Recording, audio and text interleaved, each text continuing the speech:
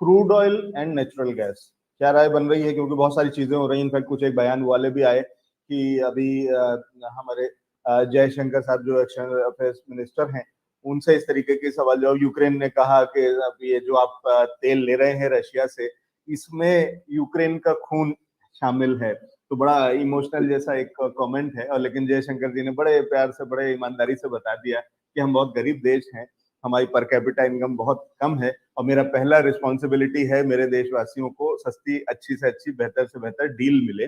वो डील अगर मिल रही है रशिया से तो हम ले रहे हैं, इसमें कुछ गलत नहीं कर रहे हैं। आप बड़े देश हैं, आप यूरोपियन नेशन हैं, आप समृद्ध देश हैं, आपकी अपनी अलग लेवल की लड़ाइयां हैं।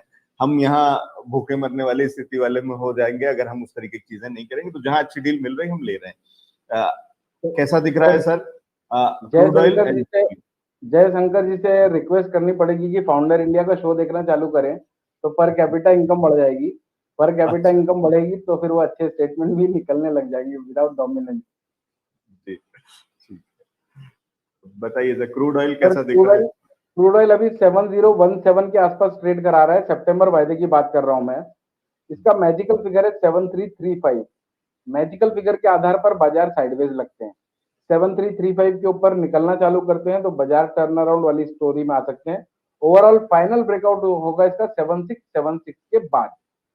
7335 के पहले यानी 7335 का मैजिकल फिगर देना इसलिए जरूरी है क्योंकि 7335 अगर कटता है ऊपर तो 7676 की पॉसिबिलिटी बन जाएगी। तो हम पहले आइडेंटिफाई कर लेंगे कि बाजार के उस लेवल के ब्रेकआउट की भी पॉसिबिलिटी है।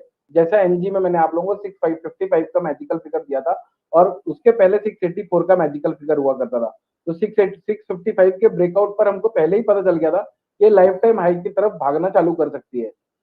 7335 का मैजिकल फिगर है। सपोर्ट लेवल निकल के आ रहे हैं 6975 और 6920।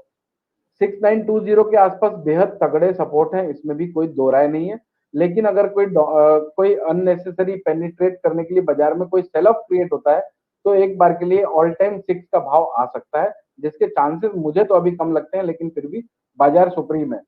रेजिस्टेंस की अगर मैं बात करूं तो 7110 और 7255 के आसपास तगड़े रेजिस्टेंस हैं। 7255 के ऊपर भी एक स्ट्रॉन्ग मोमेंटम डेवलप करना स्टार्ट कर सकता है बाजार।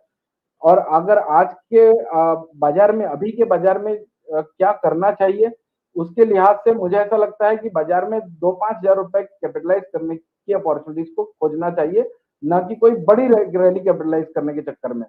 वरना खोदा पहाड़ निकली चुईया वाला कामकाज हो जाएगा ऐसे बाजार में। कोई क्लियर डायरेक्शन नहीं है बाजार का। जी, ठीक है। तो ये राय है और क्लियर कट कोई ऐसा डायरेक्शन भी नहीं है, तो वो भी बता दिया है अमित जी ने। ठीक है।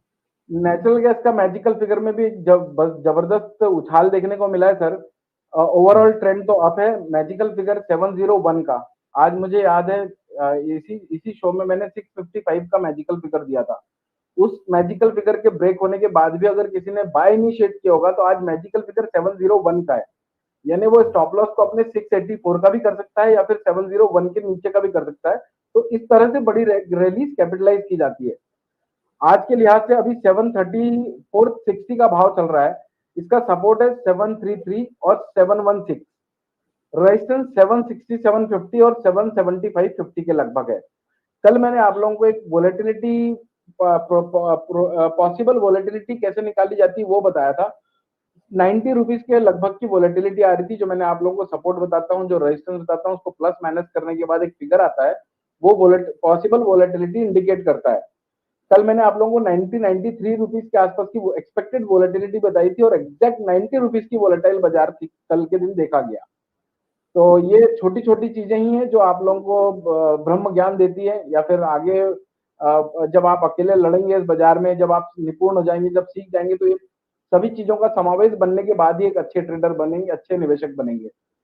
तो जी, बाजार का ट्रेंड तो अभी अप है, लेकिन करेक्शन में बाइंग की अपॉर्चुनिटी ढूंढनी चाहिए। मुझे एक बार 800 के पार दिखती है नेचुरल गैस।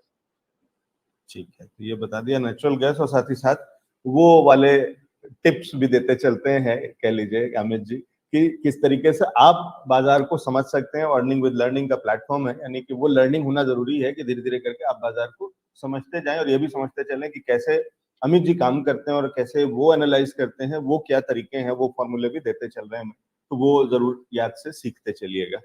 ठीक है।